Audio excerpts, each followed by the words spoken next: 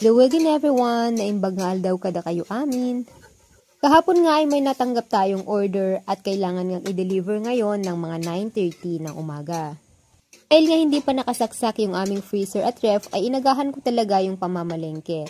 Namalengke nga ako ng mga 5:30 ng umaga dahil nga ang order sa atin ay lumpiang Shanghai at pansit bihon gisado. Madalas ko talagang ginagawa kapag maaga yung ating mga pa-order ay namamalengke na ako ng hapon. Kaso nga lang ay hindi pa nga nakasaksak yung ating ref at freezer ay wala naman akong paglalagyan. Ang maaga na lamang akong gumising para makapamalengke dahil gagawa nga tayo ng lumpiang Shanghai. Mabuti na nga lang ay nataon na walang pasok yung mga daycare kaya yung kapatid ko ay siya yung kasama ko sa pagbabalot ng lumpiang Shanghai. 9 AM nga ang sinabi ko na ide-deliver yung mga orders dahil nga before 9:30 daw ay dapat nandun na ito sa school. Dito lang naman sa malapit sa amin. Pagkatapos ko nga ma-dispatch yung ating order ay dali-dali na rin naman akong naligo at nagbihes dahil nga may pupuntahan pa kami. Punta nga kami sa Junction Luna para maghanap ng red t-shirt. Gagamitin naman ito ng pamangkin kong isa. Dahil nga walang pasok yung bulinggit ay syempre kasama talaga siya sa amin. At yun nga ay may nakita na naman siyang laruan na gusto na naman niyang ipabili. Sabi ko naman sa kanya ay sobrang mahal niyan kaya hindi na nga rin niya pinilit kaso nga lang syempre mangiyak-ngiyak siya.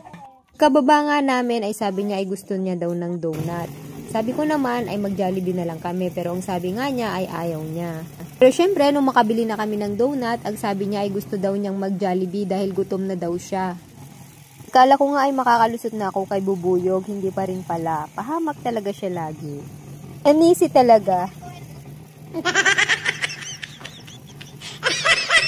Mga 11:30 na rin kasi sa mga time na yan, kaya syempre ay kailangan na namin kumain ng pananghalian. Mga 12:30 na nga kami nakauwi at pagka-uwi nga namin ay bumulaga na nga sa akin yung aking mga parcel.